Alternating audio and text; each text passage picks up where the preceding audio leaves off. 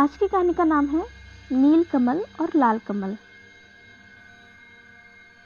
एक राजा की दो रानियां थीं। उसकी एक रानी राक्षसी थी, पर यह बात किसी को नहीं पता थी। दोनों रानियों का एक एक बेटा था। अच्छी रानी के बेटे का नाम था कुसुम और राक्षसी रानी के बेटे का नाम था अजीत। लेकिन दोनों पुत्रों में बहुत ही मेल मिलाप था। राक्षसी रानी का मन काला था, वह रक्त पीती थी। दोनों भाइयों का प्रेम उसे एक आंख नहीं सुहाता।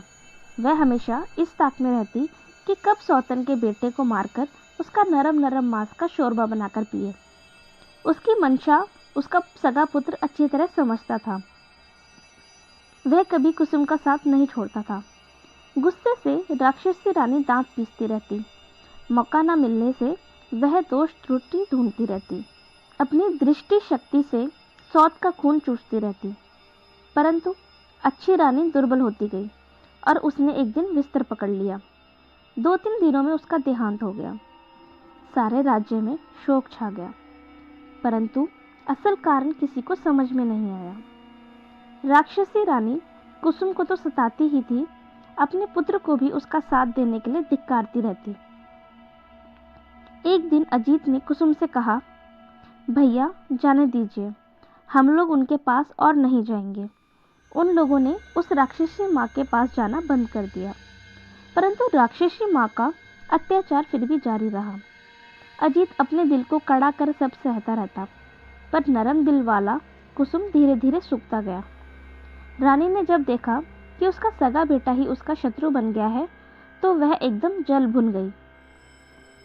एक रात राजा के हाथी खाने में एक हाथी की मौत हो गई। घुड़साल में एक घोड़ा मर गया और गौशाला में एक गाय मृत पाई गई। राजा का गुस्सा 7वें आसमान पर चढ़ गया। दूसरी रात राजमहल में शोरगुल सुनकर राजा चीख कर उठे और तलवार लेकर अपने कमरे से बाहर निकले। सोने के पलंग पर अजीत और कुसुम सोए हुए थे। एक बड़ा राक्षस कुसुम को उठा ले गया। इससे पहले कि राजा कुछ करते, रानी ने अपना एक केश तोड़कर राजा पर फेंक दिया। राजा वहीं जड़ हो गए। उसकी आंखों के सामने राक्षस कुसुम को खाने लगा। राजा की आंखों से आंसू बह निकले, पर वह उन्हें पोंछ नहीं सके। उनका शरीर थर थर कांप रहा था, पर वे बैठ भी नहीं सके। रानी अट्टहास कर उठी। अजीत की नींद टूट गई। उसने देखा कि कुसुम भैया पास में नहीं है। वह हड़बड़ाकर उठा। उसने देखा कि रानी के हाथ वाला कंगन झमझम कर रहा है और कुसुम भैया को राक्षस खा रहा है। क्रोध से उसका शरीर जलने लगा। वह दौड़कर उठा और राक्षस के सिर पर उसने एक जोर का घूंसा मारा। राक्षस हाय हाय कर चीख कर उठा और सोने का एक टुकड़ा उगलकर भाग गया। रानी ने देखा कि यह तो अनर्थ हो रहा है, अपना ही पुत्र दुश्मन बन गया है। क्रोध की अग्नि में जलती रानी अपने ही पुत्र को चबाने लगी। तभी उसके गले से लोहे का एक टुकड़ा गिर गया। हताश होकर वह उछल पड़ी और सोने एवं लोहे के टुकड़े को लेकर छत पर चढ़ गई। छत पर राक्षसों की भीड़ थी। उनमें कुछ कह रहे थे और खाऊंगा और खाऊंगा, और कुछ कह रहे थे अपने देश जाऊंगा। रानी बोली, मैं यहाँ रहूंगी, तुम लोग अपने देश जाओ। झुंड बनाकर राक्षस अपने देश की ओर भागने लगे, तो उनके धक्के से राजभवन का शिखर टूट गया। पेड़ पौधे की डालें टूट गईं। नदी में जल उताल लहरें उठी और राजा का हृदय कांप उठा। जली भुनी रानी अपने कमरे में आई। उसे कहीं से भी चैन नहीं मिल पा रहा था। रात काटे नहीं कट रही थी। अंत में उसने अपनी जादुई आराम छड़ी एवं जिराम छड़ी को जला दिया और आसमान में उड़ती हुई एक नदी के किनारे उतरकर एक बांस वन में एक स्थान पर सोने के टुकड़े एवं लोहे के टुकड़े को गाड़ दिया। फिर निश्चित होकर वह घर लौट आई। दूसरे दिन राजा यह देखकर हैरान रह गए कि पूरे महल में जगह जगह हड्डियों के ढेर, रास्ते में भी सर्वत्र हड्डियां बिखरी हुई हैं। पूरे देश में राक्षसों ने आतंक फैला रखा था। रक्षा का कोई मार्ग नहीं मिल रहा था। जब लोगों ने सुना कि राक्षसों ने राजपुत्रों को भी खा लिया है, तो सब झुंड का झुंड बनाकर राज्य छोड़कर भागने लगे। उनके राज्य में राक्षस छा गए। नदी किनारे बांस वन में एक किसान बांस काटने गया। एक बांस को चीरने पर उसे 2 अंडे दिखे। वह समझ नहीं पाया कि वे सांप के अंडे थे या किसी प्राणी के, अतः उसने अंडों को फेंक दिया। अंडे टूट गए। लाल रंग के अंडे से एक लाल रंग का राजपुत्र और नीले रंग के अंडे से नीले रंग का राजपुत्र प्रकट हुआ। माथे पर मुकुट, हाथ में नंगी तलवार लिए दोनों राजपुत्र वायु वेग से वहां चले गए। डर से किसान मूर्छित हो गया। जब उसे होश आया तो उसने देखा कि लाल अंडे का खोल सोने का एवं नीले अंडे का खोल लोहे का बनकर वहां पड़ा हुआ है।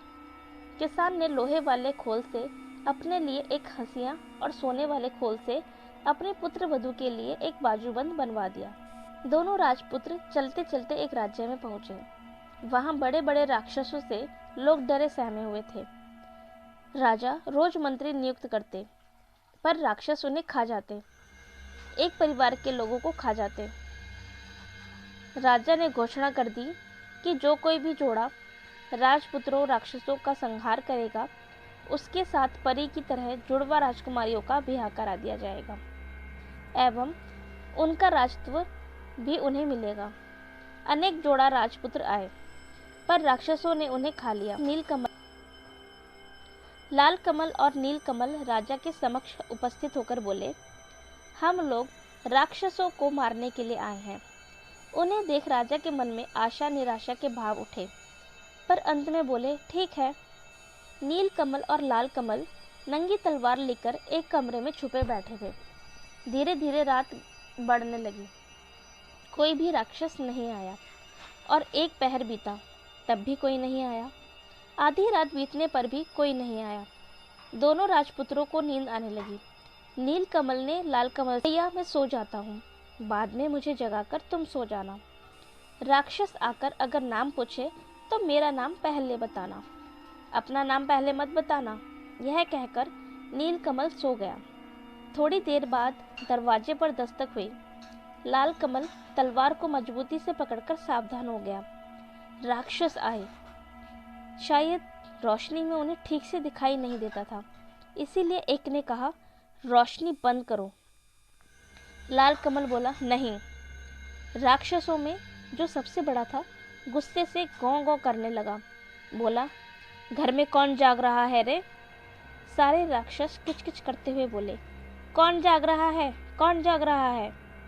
लाल कमल ने कहा, लाल कमल से पहले नील कमल जाग रहा है, और जाग रहा है तलवार, जाग रहा है घी का दिया। किसका आया है काल? नील कमल का नाम सुनते ही राक्षसगण डर से 3 कदम पीछे हो गए। नील कमल अपने पूर्व जन्म में राक्षसी रानी के गर्भ से पैदा हुआ था। उसके शरीर में राक्षस का ही खून दौड़ रहा होगा। राक्षस इस बात को जानते थे। ने कहा, अच्छा, तुम नील कमल हो या नहीं, प्रमाण दो। राक्षसों ने अनेक चतुराई से उससे प्रमाण मांगना आरंभ किया। राक्षसों के लीडर ने कहा, तुम लोग अपने नाखून दिखाओ। लाल कमल ने नील कमल के मुकुट को तलवार की नोक पर रखकर बाहर दिखाया। उसे हाथ से छूकर आपस में बोलने लगे, बाप रे, किसके नाखून इतने भयंकर हैं, पता नहीं वह कैसा होगा। लीडर ने फिर कहा, देखूं तुम लोगों का थूक कैसा है। लाल कमल ने तलवार द्वारा दिए के गरम घी को उन पर छिड़क दिया। राक्षसों के रोए जलने लगे। वातावरण में दुर्गंध फैल गई। राक्षसगण गौं गौं करते हुए भागे।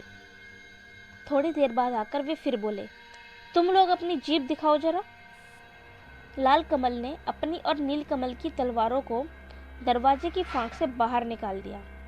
राक्षसों के लीडर ने दोनों तलवारों को अपने हाथ से कसकर पकड़ लिया और सभी राक्षसों से उसने कहा, अब मैं जीभ को खींचकर उखाड़ लूंगा, तुम लोग मुझे पकड़कर खूब जोर से खींचो। सबने जोर लगाकर खींचा। फिर क्या था, नंगी तलवार की धार से उसके दोनों हाथ कट गए और काले रक्त की धारा बहने लगी। चिल्लाते हुए सभी राक्षसों के सिरों को लांघकर लीडर राक्षस भाग गया। बहुत देर बाद लीडर राक्षस फिर कहीं से आया और पूछा, कौन जाग रहा है, कौन जाग रहा? बहुत देर तक किसी राक्षस की आहट ना पाकर लाल कमल निश्चिंत हो गया। उससे नींद आने लगी। उस अवस्था में उसके मुख से निकल गया, लाल कमल जाग रहा है, और उसकी बातें मुंह में ही रह गईं और दरवाजा तोड़कर सभी राक्षस लाल कमल पर टूट पड़े। घी का दीपक उलट गया, लाल कमल का मुकुट गिर गया। वह चीख कर बोला, भाई। नील कमल की नींद टूट गई। उसने देखा राक्षस हैं।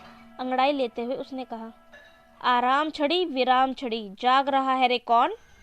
देख जरा दरवाजे पर मेरी नींद तोड़ रहा है कौन? नील कमल की आवाज़ सुनते ही सारे राक्षसों की सिट्टी पिट्टी गुम हो गई। वे अधमरे हो गए। नील कमल ने घी के दिए को जलाया, फिर सभी राक्षसों को तलवार से काट डाला। राक्षसों को मारकर हाथ मुंह धोकर दोनों निश्चिंत होकर सो गए। दूसरे दिन सुबह राजा ने देखा दोनों राजपूत एक दूसरे के गले में हाथ डालकर सो रहे हैं। उन्हें ऐसा लगा मानो दो लाल अड़हुल के फूल हैं। चारों ओर राक्षसों की लाशें पड़ी हुई हैं। देखकर राजा गद हो गया। दोनों भाइयों के जोड़े को राजकन्या और राजपाट मिल गया। उधर राक्षसी रानी ने राजभवन में अपना आधिपत्य जमा लिया था। आई राक्षस एवं काई राक्षस नामक दो राक्षस दूतों ने उन्हें राक्षसों की मरना कथा सुनाई। सुनकर रानी स्तब्ध होकर अपनी छाती पीटने लगी और बोली, आई रे काई रे, अब तो मैं नहीं बचूंगी रे। राक्षसी रानी के कहने से आई काई दोनों राक्षस दूत सिपाही का वेश धारण कर नील कमल और लाल कमल की राजसभा में गए और बोले, छाती में कील, पीठ में कील। हमारे राजा को जब तक राक्षसों के सिर का तेल नहीं दिया जाएगा, उनकी बीमारी दूर नहीं होगी। लाल कमल और नील कमल ने कहा, ठीक है, तेल ला दूंगा। नई तलवारों में धार देकर दोनों भाई एक जंगल में पहुंचे। एक विशाल बरगद के पेड़ के नीचे विश्राम हेतु बैठे। पेड़ पर एक बेमंगी पक्षी का घोंसला था। बेमंगी ने बेमंगा से कहा, काश कोई दयालु व्यक्ति होता जो अपने 2 बूंद रक्त से हमारे बच्चों के प्राणों की रक्षा करता। यह सुनकर लाल और नील ने कहा, पेड़ पर कौन बातचीत कर रहा है, हम लोग अपना रक्त दे सकते हैं। यह सुनकर बेमंगी खुशी से आह आह करने लगी। बेमंगा नीचे उतरा। दोनों भाइयों ने अपनी उंगली चीरकर उसे खून दिया। खून लेकर बेमंगा ऊपर चला गया। थोड़ी देर बाद सौं सौं करते हुए बेमंगा के 2 बच्चे नीचे उतरकर बोले, हमारे प्राण बचाने वाले राजपुत्र तुम लोग कौन हो? हम तुम्हारे लिए क्या कर सकते हैं, बोलो। नील और लाल कमल ने कहा, हमें किसी चीज की जरूरत नहीं, बस तुम लोग जीवित रहो। बेमंगा और बेमंगी के दोनों बच्चों ने कहा, ठीक है, पर तुम लोग जाओगे कहाँ? चलो, हम तुम्हें पीठ पर बैठाकर वहां छोड़ आते हैं। दोनों राजपुत्र उनकी पीठ पर बैठ गए। देखते ही देखते तीव्र गति से वे हूं हूं कर उड़ने लगे। नदी, नाले, जंगल, पहाड़, चंद्र, सूर्य को पीछे छोड़ वे शून्य में उड़ने लगे। 7 दिन 7 रात तक लगातार उड़ने के बाद 8वें दिन वे एक पहाड़ पर उतरे। पहाड़ के नीचे मैदान, मैदान के उस तरफ राक्षसों का देश। नील कमल ने कुछ उड़द के दाने चुनकर लाल कमल के कोंच में रखते हुए कहा, लोहे की उड़द चबाने के लिए वे कहेंगे तो इसे चबाना। उसके बाद वे लोग आगे बढ़े।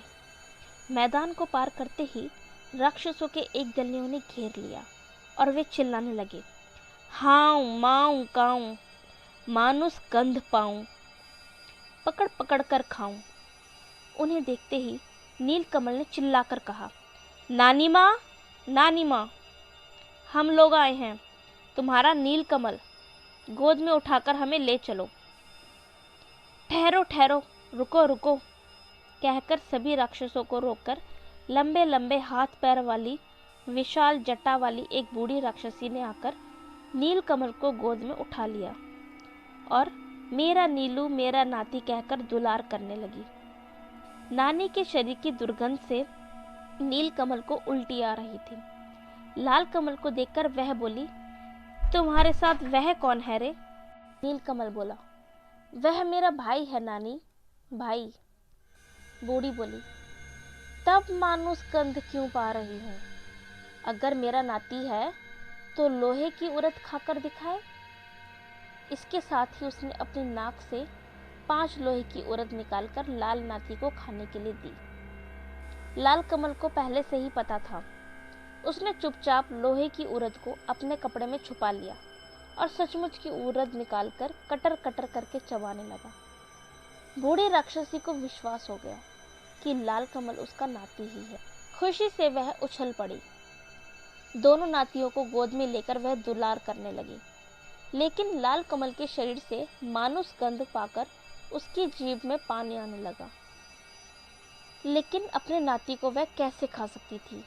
अतः दोनों को लेकर वह अपने घर चली गई। उस पूरे देश में सिर्फ राक्षस भरे हुए थे। चारों ओर राक्षस कुलबुला रहे। पृथ्वी से मनुष्य, जीव जंतु आदि को मारकर पूरे देश में बिखरा दिया गया था। लाल नील राक्षसों के कंधे पर बैठकर घूमते और देखते कि हर ओर मरे हुए सड़े हुए मनुष्य, जीव जंतु बिखरे पड़े हैं। दुर्गंध ऐसी कि भूत भी भाग जाए। लाल ने कहा, भाई, लगता है सारी पृथ्वी उजाड़ हो गई है। नीलकमल चुप रहा, लेकिन उसने मन ही मन ठान लिया कि पृथ्वी को अब इन राक्षसों से बचाना पड़ेगा। जब रात गहरी हो गई, तब सब निशाचर राक्षस अपने बाल बच्चों के साथ 7 समुद्र पार सभी राज्य में उत्पात मचाने, मनुष्य जीव जंतुओं को मारकर लाने के लिए चले गए। तब नीलकमल लाल कमल को साथ में लेकर राजमहल के दक्षिण की ओर स्थित एक कुएं के पास पहुंचा। वहां उसने लाल कमल से कहा, भैया, मेरे कपड़ों को पकड़ो। कपड़े देकर नीलकमल कुएं में उतरकर एक तलवार और एक सोने का डिब्बा लेकर बाहर निकला।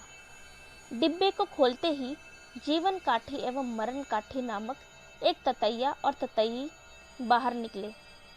जीवन काठी में राक्षसों के प्राण एवं मरण काठी में उस रानी राक्षसी के प्राण बसते थे।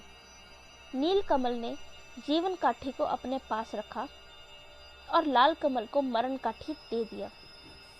जब दोनों ततैयों के शरीर में हवा लगी, तब राक्षसों को घबराहट होने लगी। पृथ्वी पर जड़ पड़े राजा के देश में राक्षसी रानी नींद में लुढ़क गई। पृथ्वी पर गए राक्षस तेज कदमों से नदी पर्वत लांघकर लौटने लगे।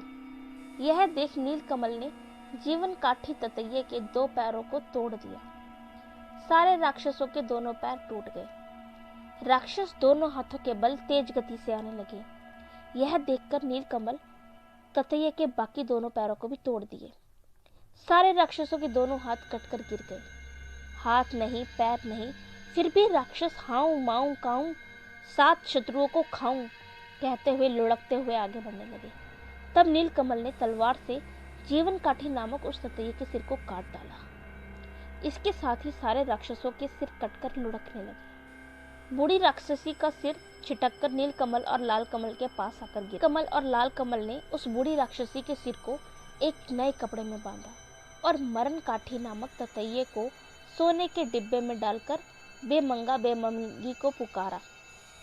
3 माह 13 दिनों के बाद दोनों भाइयों के पैर अपने देश में पड़े। सर्वत्र उनकी जय जयकार होने लगी। नीलकमल और लाल कमल ने कहा, कहाँ हैं वे सिपाही लोग, दवा ले जाओ। लेकिन वे तो सिपाही नहीं, राक्षस थे। वे लोग उसी दिन मर गए थे। नीलकमल और लाल कमल ने छाती में कील, पीठ में कील वाले राजा के देश में अपने सिपाहियों द्वारा राक्षसी का सिर भिजवा दिया। सिर को देखते ही राक्षसी रानी अपने वास्तविक रूप में आ गई और गुस्से में लाल पीली होती हुई अब विलंब नीलकमल और लाल कमल के राज्य में पहुंच गई। लाल कमल ने मरण काठी नामक ततैये को सोने के डिब्बे से बाहर निकाला। उसे देखते ही राक्षसी रानी के प्राण उड़ गए। राक्षसी रानी के मरते ही जड़ हो चुके राजा का रोग भी दूर हो गया। स्वस्थ होने पर राजा ने सारे राज्य में ढोल पिटवाया। प्रजाजनों ने आकर पूछा, हाय, हमारे राजकुमार अजीत और कुसुम कहाँ हैं? राजा ने दीर्घ श्वास छोड़ते हुए कहा, हाय, कहाँ है मेरे सुपुत्र? तभी राजभवन के बाहर ढाक ढोल बजने लगे। थोड़ी ही देर में नील कुसुम एवं लाल कुसुम एक दूसरे के गले में हाथ डाले राजा के सम्मुख उपस्थित हुए। राजा ने पूछा, क्या तुम लोग मेरे अजीत और कुसुम हो? प्रजागण एक स्वर में बोले, हाँ हाँ, ये ही हमारे अजीत और कुसुम हैं। उसके बाद दोनों राज्य एक हो गए। नील कुसुम और लाल कुसुम इलावती और लीलावती के साथ दोनों राज्यों में शासन करते हुए सुखपूर्वक रहने लगे। दोस्तों, आज की कहानी आपको कैसी लगी हमें कमेंट में जरूर बताएं। Thank you for listening. Stay tuned.